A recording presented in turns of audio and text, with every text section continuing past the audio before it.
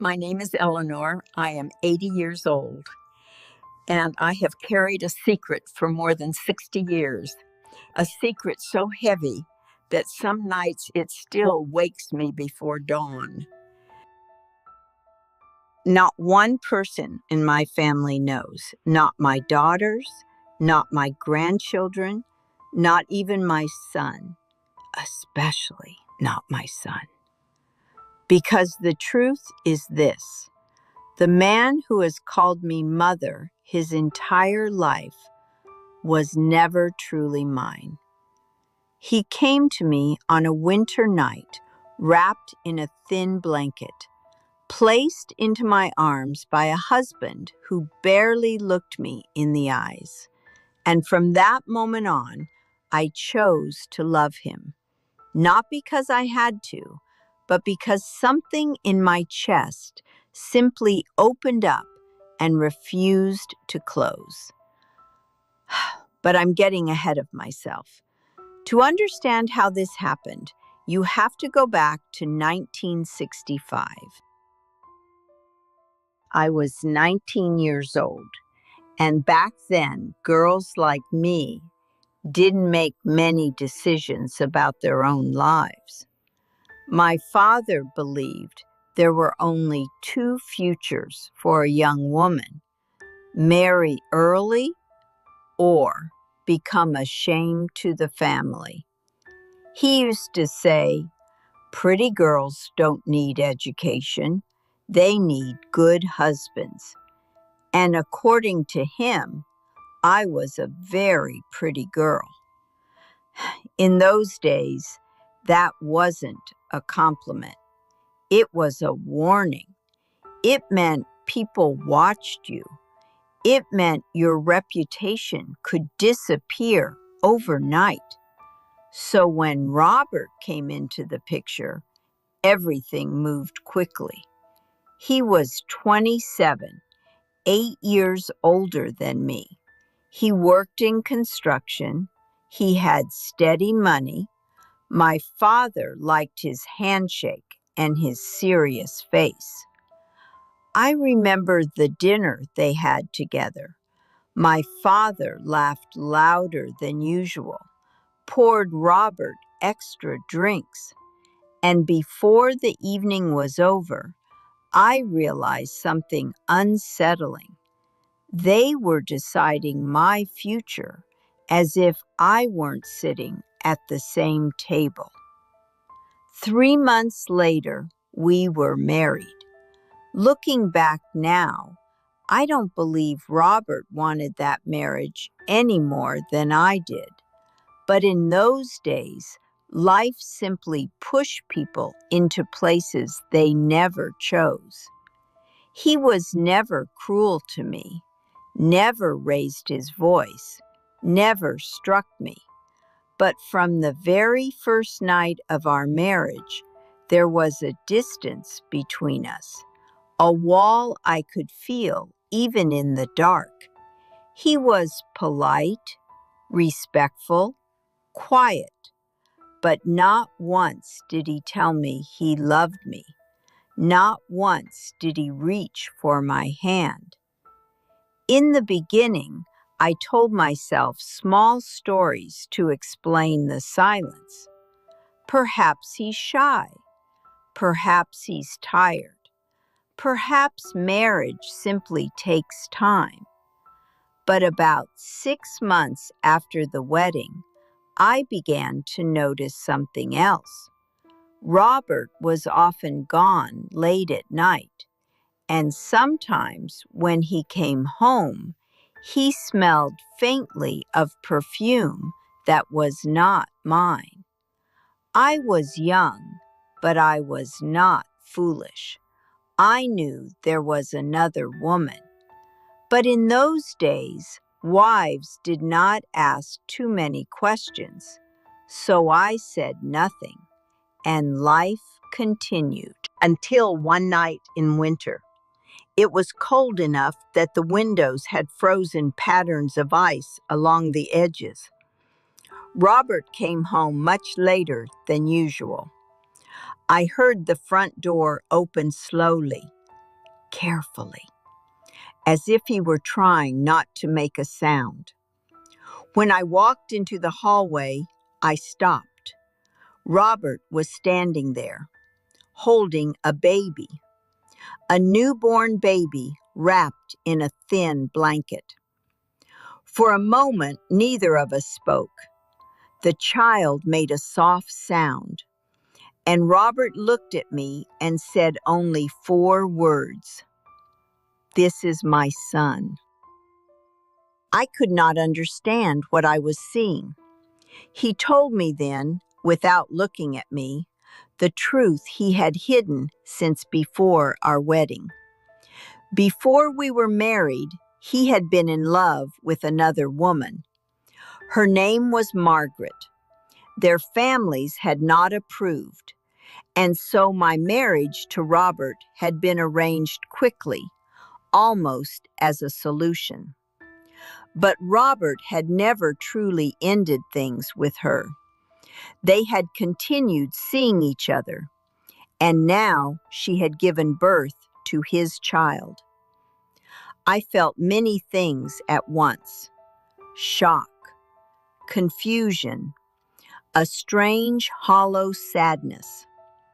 But not, and I have thought about this many times since, not anger, because somewhere deep inside I had always known. There had always been someone else in Robert's heart. Then I asked the question that changed my life.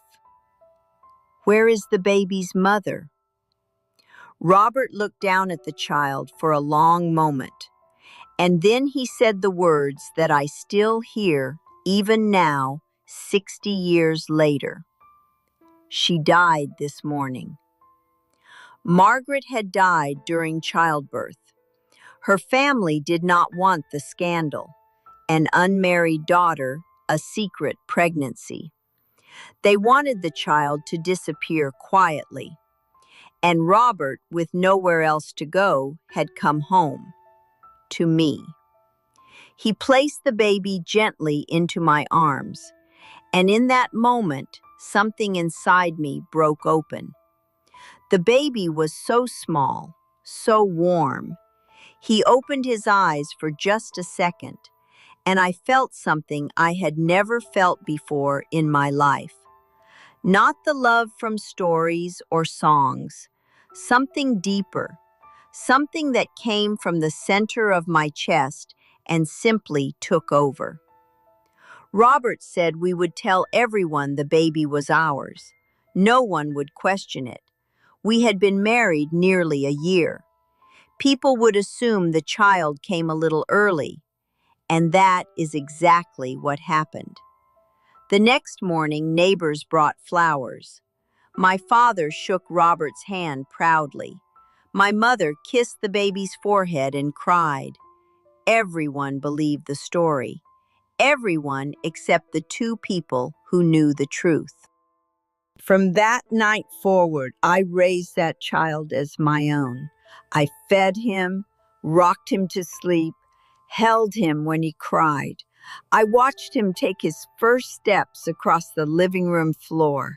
I loved him completely. But there was always a shadow living inside that love, because I knew what no one else did. That boy was not legally mine.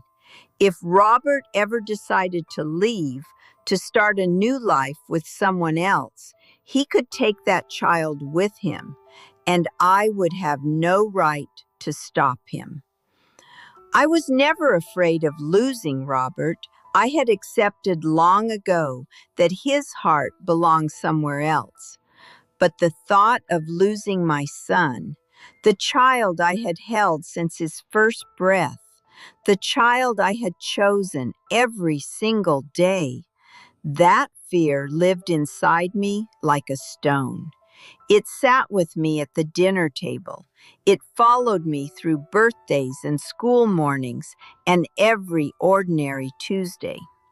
I smiled, I laughed, I was mother. And underneath all of it, the fear never entirely left. Years passed. We eventually had 2 daughters together, and from the outside, we looked like a perfectly ordinary family. 3 children, a house, Sunday dinners. But inside that house, there were 2 people living separate lives in the same rooms. Robert never spoke of Margaret again, not once in 40 years of marriage. It was as if that chapter of his life had simply been sealed shut. Then one afternoon, almost 20 years after that winter night, there was a knock at my front door. A woman I had never seen before. She introduced herself carefully. She was Margaret's sister. She said she had been searching for a long time. She only wanted to know one thing. Was the child safe? Was he well? Was he loved? We sat together for nearly an hour, and during that conversation, she told me something I had never known. Margaret had known.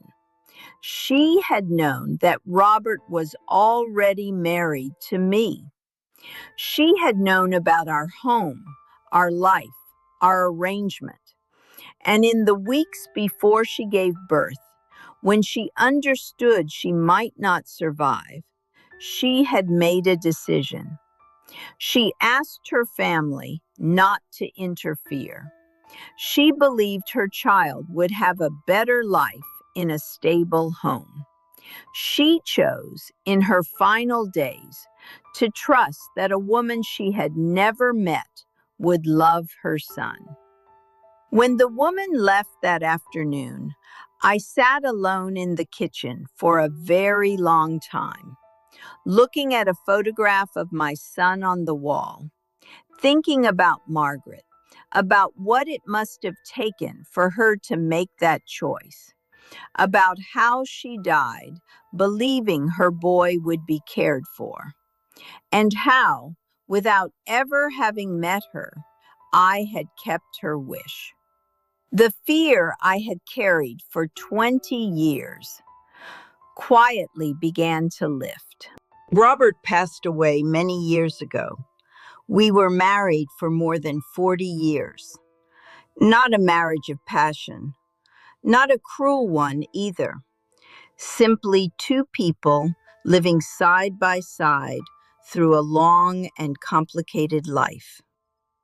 My son is now a grown man with children of his own.